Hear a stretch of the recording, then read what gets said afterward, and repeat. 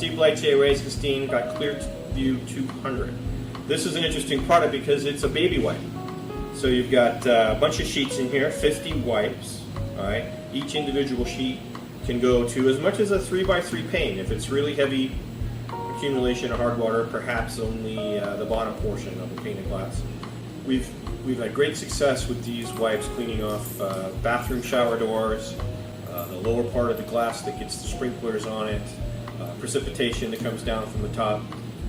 It saved a lot of people a lot of time, especially when you've got that 1 foot to 2 foot of hard water on the bottom of the curtain wall glass and you just want to clean it off.